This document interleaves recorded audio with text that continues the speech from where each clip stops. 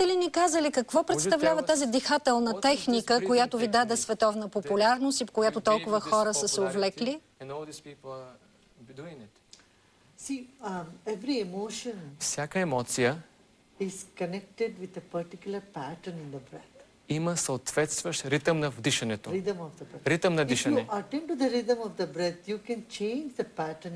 Ако обърнеш внимание на ритъмът на дишането, може да промениш състоянието на ума. Добре, възможно ли е да дишаме по-различно от начина, по който го правим непрекъснато, без да се замисляме?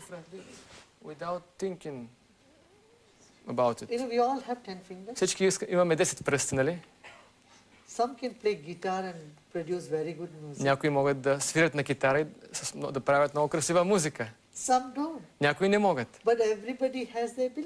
Но всеки има тази способност в себе си. Както сме се научили да свирим на китара с пръстите, по същия начин, когато научим за ритмите на дишането, тогава ще можем да имаме контрол над ума си. Можете ли да ни демонстрирате нещо мъничко, частичка от тази техника?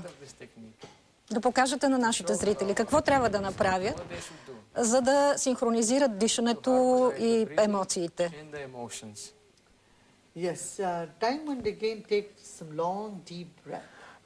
Просто поемете дълбоки вдишвания и издишвания от време на време. И издишай колкото можеш по-бавно. Дълбоки вдишвания и бавни издишания. Това успокоява ума. Има най-различни техники в дишането. Също бих казал, че ако някой работи на компютъра си дълго време, очите започват да горят, да парят. Тогава е хубаво да се направят упражнения за очите. Затвори очи, малко упражнения за очите. Тогава се подобрява кръвообращението около очите. Тогава може да работиш 10-15 часа без да се изморяваш. Аз току-що се приземих от Индия с самолета. 18 часа полет. Изглеждам ли ви уморен? Изглеждате прекрасно. Изключително свеж и бодър. Още един въпрос. Обещах на нашите зрители да ви помоля да коментирате тежки криминални случаи от България през последните дни, които цяла седмица се разискват и с медиите. По един от най-светлите наши празници, християнски, Великден, бяха убити 2 млади момчета в дискотека, пред дискотека. Един бизнесмен беше отвлечен, ден след това друг. Този вторият все още е в неизвестност. Ние търсим всякакви обяснения тук на социално, на институционално равнище. А вие как бихте разтълкували тези печални събития? Когато има негативна емоция в човека и когато не си го научил как да се справи със собствения си ум, с тази отрицателна емоция, те просто избухват в подобни действия като тези. Така че е напълно задължително да образоваме децата си как да се справят с гнева, ревността, алчността, завистта, как да се справят с ума си, използвайки собственото си дишане. Това сме го правили, този експеримент, пилотни програми в много училища в Америка, в Индия, по цял свят. И хората също казват, дори в затворите, 200 хиляди лишени от свобода са го изкарали. Този курс. Знаете какво казват лишените от свобода? Ако знаех как да се справям с ума си преди, нямаше да бъда тук. У нас зачастиха подобни събития през последните години, което означава, че има много натрупана негативна енергия у хората. И че трябва нещо да правим с нея, да я разпръсваме, чрез промяна в дишането или с други методи.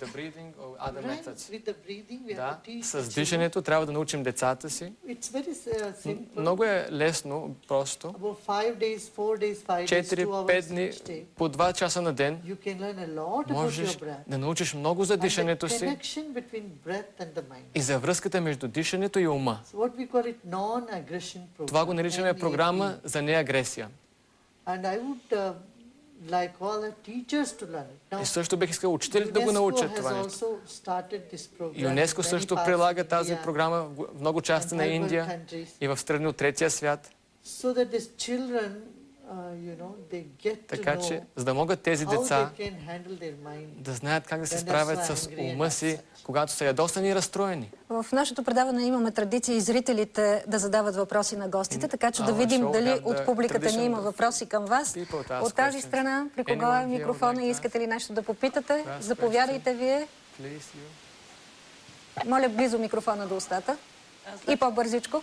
Какво може да очакваме от срещите ни с министър Масларова и с министър Тачева?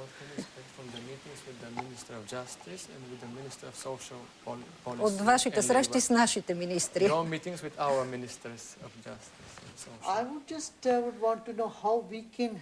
Бих искал да знам как ние можем да помогнем в затворите тук. Бихме искали също да обучим млади хора, които биха желали да станат доброволци и да помогнат на лишените от свобода, да имат спокоен и ум в мир. Затова Социалното министерство евентуално би могло да помогне. Моля ви въпроси от тази страна да се представите. Добър вечер, Елена Стефанова се казвам. Какво ви накара да посветите живота си на свят без насилие? И от какво се лишихте, за да постигнете тази цел? And what did you have to sacrifice to achieve this goal? Just my love to humanity. Това е просто моята любов към човечеството, към хората. Когато имаш нещо много ценно, тогава е просто естествено да искаш да го споделиш с всеки. Така че това е един естествен инстинкт, който искаш да споделиш нещо, за да повдигнеш духа на човека.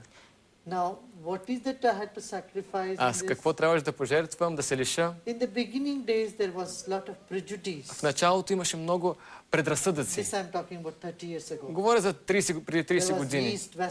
Имаше тези предразсъдъци за запада, изтока, севера и юга.